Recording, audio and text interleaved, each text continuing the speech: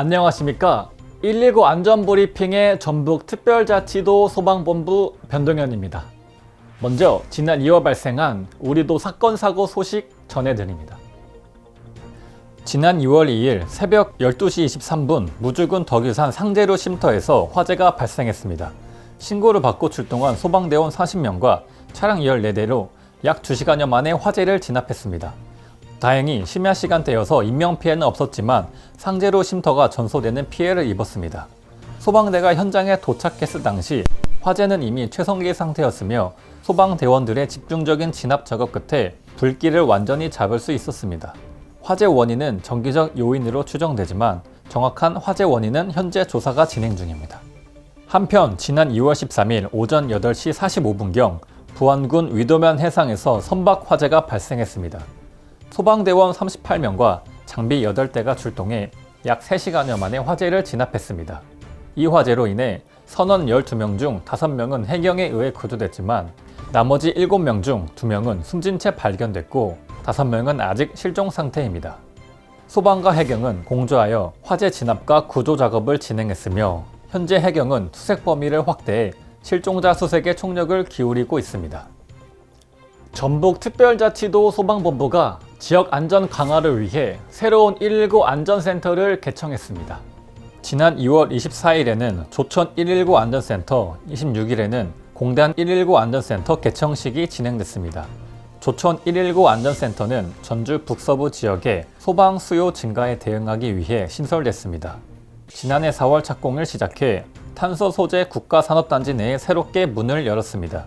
한편 공단 119 안전센터는 기존 청사가 1976년 건립돼 노후화된 데다 긴급 출동 시간이 지연되는 문제가 제기되면서 신축 이전이 결정됐습니다. 지난해 5월 공사를 시작해 익산 제1, 2 산업단지 양측의 접근이 용이한 위치로 새롭게 이전했습니다. 신축된 청사를 통해 재난대응 역량을 더욱 강화될 것으로 기대되며 지역 주민들에게 보다 안전한 생활 환경을 제공할 수 있을 것으로 보입니다. 전북특별자치도 소방본부는 소방관으로서의 첫걸음을 내딛는 임용식을 개최했습니다. 6개월간의 전문 교육 과정을 성실히 마친 52명의 신임 소방 공무원들이 소방관으로서의 새롭게 임무를 수행하게 됐습니다. 이들은 화재 진압, 구조, 구급뿐만 아니라 정보통신과 항공조종 등 다양한 분야에서 활동하며 도민의 생명과 재산을 지키는 데 중요한 역할을 하게 됩니다. 앞으로 전북 지역의 안전을 책임질 52명의 신임 소방관들에게 많은 관심과 응원 부탁드립니다. 전북특별자치도 소방본부가 해빙기 사고에 대비해 2월 27일부터 4월 6일까지 해빙기 긴급구조 대책 추진기간으로 정하고 안전관리에 나섭니다. 최근 기온이 상승하면서 겨울철 얼어있던 저수지, 축대시설, 공사장 등의 지반이 약해지며 붕괴 사고 위험이 커지고 있어 각별한 주의가 필요합니다.